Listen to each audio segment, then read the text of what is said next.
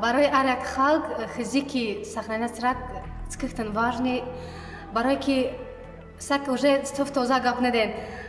Lucu isulat, cita orang lah rale ya orang mungkin itu aja lah orang kita coy kap, orang kita cuma sembala syakti ya orang kita cila nih sembala syakti itu aja lah coy lebih tapi cie. The Endangered Language Alliance is a non-profit organization based here in New York City, and we work primarily with immigrant communities here who speak endangered languages.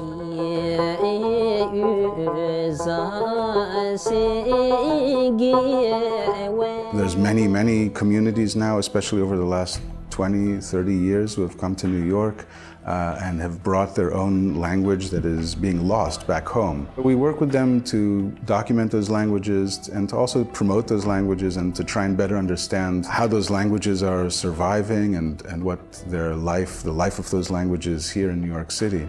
And we try and educate the public as well about the value of linguistic diversity and what language endangerment is.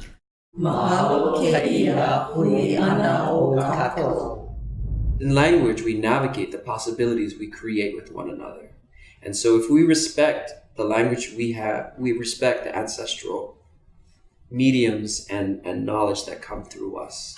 In a way, this kind of started from a class that I taught in CUNY 9 years ago, where I would bring students from the graduate center around the city to work on fieldwork projects with endangered languages. When I saw that there was great interest on the part of the students and there was great interest, more importantly, on the part of the community and individuals, that was kind of what gave me the feeling that it could work, that these are groups that need to be brought together. You have communities speaking endangered languages, you have linguists, you have other people who want to volunteer to helping promote and understand these languages. I was lucky that I actually went to CUNY. This is linguistically, culturally, ethnic-wise, is diverse, and you can meet many people there and then learn from them.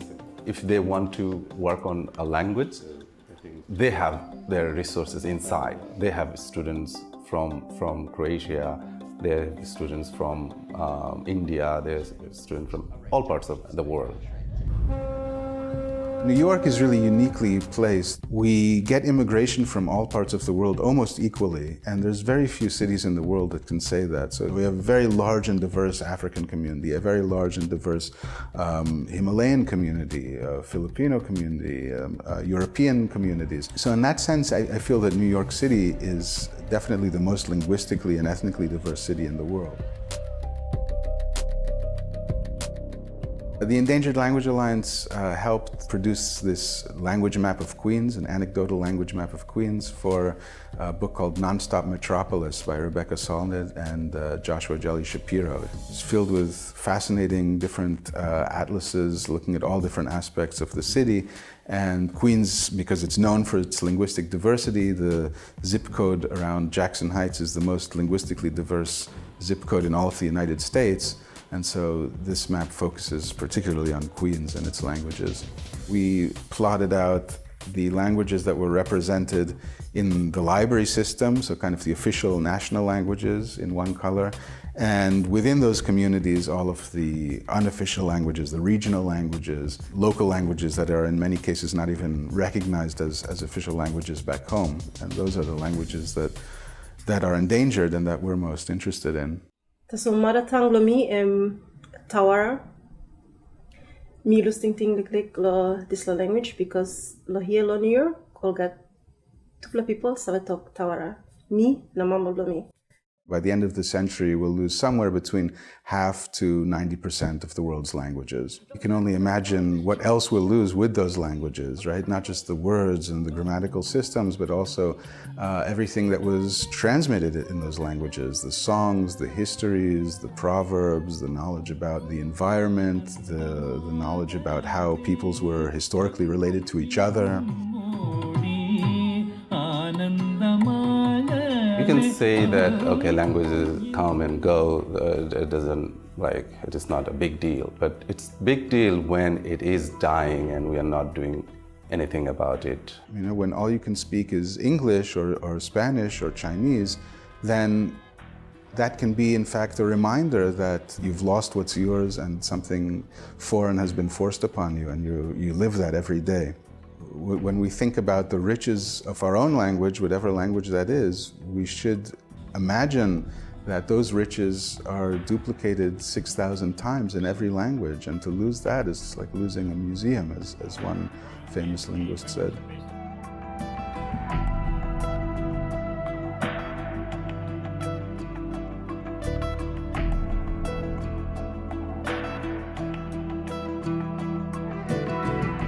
Recording language creates a permanent record of it, right? So now, especially in the digital age, a recording is actually much more valuable and easier to work with, I would say. The linguistic record optimally should be something that's multi-purpose. So it's good for linguists trying to study the language. It's also good for speakers trying to revive the language, perhaps. It's good for trying to understand the oral literature, the stories, and other aspects that maybe we're not even thinking about today, but that may be very valuable to look back on in 50 or 100 years.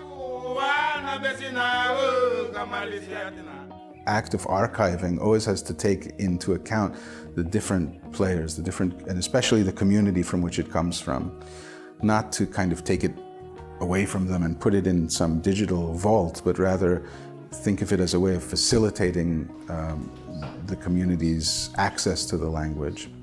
If you are in a country that English is a dominant language, you need to learn it. But nobody will say that, okay, human being only can speak one language. They cannot handle two languages. Yes, they can. If you go to Europe or you can go to India, people speak 3 languages or 4 languages. It's just the perspective. You change the perspective and you can have a multilingual America and happier one.